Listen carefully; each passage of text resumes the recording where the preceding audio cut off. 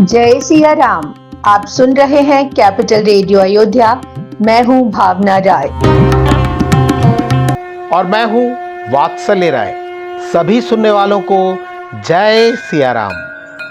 Capital radio Ayodhya में आप लगातार सुन रहे हैं रामायण की कहानियां। रामायण का अर्थ है राम का अयन, यानी भगवान श्री राम की यात्रा। ये वो यात्रा पथ है जिस पर बढ़ते हुए राजकुमार राम मर्यादा पुरुषोत्तम भगवान हो गए। पिछले एपिसोड में हमने आपको कथा सुनाई कि मंथरा की बातों में आकर किस तरह रानी कैकेयी कोप भवन पहुंच गईं और राजा दशरथ उन्हें मनाने पहुंचे। अगर आपने वो एपिसोड नहीं सुना है तो हमारे यूट्यूब चैनल और फेसबुक पेज पर जाकर सुन सकते हैं। उसका लिंक भी हम डिस्क्रिप्शन बॉक्स में साझा कर रहे हैं। और अब आगे की कथा। गोस्वामी तुलसीदास जी महाराज कहते हैं कि राजा दशरथ रानी कैकेयी को मनाने लगे। भामिनी भयउ तोर मन भावा, घर घर नगर आनंद बधावा। प्रिय कैकेयी, आपके मन की बात हो गई है। देखिए, पूरे अयोध्या में घर घर मंगल गान हो रहा है, बधाई दी जा रही है, बाजे बज रहे हैं। राम ही देव काली जुबराजू, सजहि सुलोचन मंगल साजू। कल मैं श्री राम जी को युवराज पद देने जा रहा हूँ। कैकेयी, आप भी इस मंगल उत्सव की तैयारी के अनुसार साज सजाइए। रानी कैकेयी का हृदय ये सुनकर जल उठा। ऐसे यू पीर बिहसिते ही गोम। लेकिन रानी ने मन की पीड़ा को छुपा लिया, चेहरे की हंसी को मिटने नहीं दिया। आखिर उन्हें करोड़ों कुटिल लोगों से भी कुटिल मंथरा ने गुरु ज्ञान जो दिया था। राजा दशरथ अत्यंत नीति निपुण हैं, लेकिन कैकेयी के मन की बात का आभास नहीं कर सके। कैकेयी ने प्रेम दिखाने का ढोंग किया। उनकी आंखों में चमक थी। वो हंसते हुए राजा दशरथ से बोली, मांगू मांगू पे कहू पिय, कबहु न देहु न लेहु। देन कहेउ बरदान दुई, तेउ पावत संदेहु। प्रियवर, आप हमेशा मुझे कहते हैं मांगिए मांगिए मांगिए, लेकिन कभी कुछ देते ही नहीं। आपको याद है ना, आपने मुझे 2 वरदान देने का वचन दिया है। मुझे तो उनके मिलने में भी संदेह है। राजा दशरथ ने हंसकर कहा, रानी कैकेयी, अब मुझे आपका मर्म समझा। आपने तो उन 2 वरदानों को धरोहर की तरह रख लिया है, अभी कुछ मांगा ही नहीं। अपने स्वभाव के अनुरूप मैं भी भूल ही गया। आप मुझे दोष मत दीजिए रानी कैकेयी, जाइए, आप 2 की जगह 4 वरदान मांग लीजिए। राजा दशरथ ने आगे कहा, रघुकुल रीति सदा चली आई, प्राण जाए पर वचन न जाई। रानी कैकेयी, आप रघुकुल की रीति जानती हैं। यहाँ हमारे प्राण जा सकते हैं, लेकिन हमारा वचन खाली नहीं जा सकता। पापों का समूह भी असत्य की बराबरी नहीं कर सकता। सत्य मूल सब सुकृत सुहाए, वेद पुराण विदित मनु गाए। सत्य सारे पुण्य कार्यों का मूल है। ये बात वेद पुराण में बताई गई है। मनु जी ने भी यही कहा है, तेहि पर राम शपथ करि आई, सुकृत स्नेह अवधि रघुराई। रानी कैकेयी, इतना काफी नहीं है तो जान लीजिए कि मैं तो श्री राम जी की शपथ ले चुका हूँ। मेरे सारे अच्छे कार्यों, मेरे हृदय में जो स्नेह है, उस सब की अगर कोई सीमा है तो वो श्री रघुनाथ जी ही हैं। राजा दशरथ रघुकुल रीत और अपने स्वभाव के अनुरूप रानी कैकेयी को भरोसा दिलाते जा रहे थे। वो उनसे कुछ भी मांग सकती हैं। उस समय राजा दशरथ को आभास ही नहीं था कि रानी कैकेयी क्या मांगने जा रही हैं। नीति और कुल के बखान के साथ जब राजा दशरथ बार बार भगवान श्री राम की सौगंध लेते हैं, तब कैकेयी जी ने वो कह दिया जिसकी कल्पना राजा को थी ही नहीं। सुनहु प्राण प्रिय भावत जी का, देहु एक बर भरत ही टीका। मांगहु दूसर बर कर जोरी, पुरवहु नाथ मनोरथ मोरी।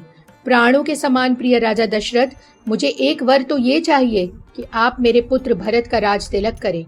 मैं हाथ जोड़कर आपसे दूसरा वर मांगती हूँ और विश्वास करती हूँ कि आप मेरे मनोरथ को पूरा करेंगे। तापस बेस विशेष उदासी, 14 बरस राम बनवासी। सुनि मृदु बचन भूप ही असोकु, ससिकर छुअत बिकल जिमिकोकु। श्री राम तपस्वी जैसा वेश बनाए, राज्य और कुटुंब के लोगों के प्रति उदासीन रहें और 14 साल तक वन में जाकर जीवन बिताएं। कैकेयी ने जो 2 वरदान मांगे, उन्हें सुनते ही राजा दशरथ व्याकुल हो गए। बिजली गिरने जैसी ताड़ का पेड़ बदरंग हो जाता है, वही स्थिति राजा दशरथ की हो गई। गये सहम नहीं कछु कही आवा। वो इतना सहम गए कि मुंह से आवाज निकलनी बंद हो गई। माथे हाथ मूद 2 लोचन, राजा दशरथ की आंखें बंद हो गईं। उन्होंने हाथ से अपने माथे को थामा। राजा दशरथ का हृदय बैठने लगा। वो सोचने लगे कि मेरे मनोरथ जो कल्प वृक्ष की तरह बढ़ रहे थे, तभी कैकेयी ने किसी हथनी की तरह उन्हें जड़ से उखाड़ दिया। कैकेयी तो मानो पूरी अयोध्या को ही उजाड़ देना चाहती हैं और विपत्ति की नींव रख देना चाहती हैं। राजा दशरथ सोच रहे थे कि रानी कैकेयी पर विश्वास करके वो तो मारे गए। राजा दशरथ को व्याकुल देख कैकेयी ने प्रश्नों की झड़ी लगा दी। भरत की राउर पूत न होई, आनेहु मोल बैसाही की मोही। राजन, क्या भरत आपके पुत्र नहीं है? मैं आपकी पत्नी नहीं हूँ? मुझे क्या आप खरीद कर लाए हैं? मेरा वचन सुनते ही मानो लगता है आपको कोई वाण लग गया। ऐसा था तो पहले आपको सोच समझ कर बोलना चाहिए था। देह उतर अनुकरहु कि नाही, सत्य संध तुम रघुकुल माही। रानी कैकेयी ने कहा कि राजा दशरथ, आप सीधे सीधे बताइए, आप हाँ कर रहे हैं या फिर ना कर रहे हैं। ये भी स्मरण रहे कि आप रघुवंश की सत्यनिष्ठा की प्रतिज्ञा से बंधे हैं।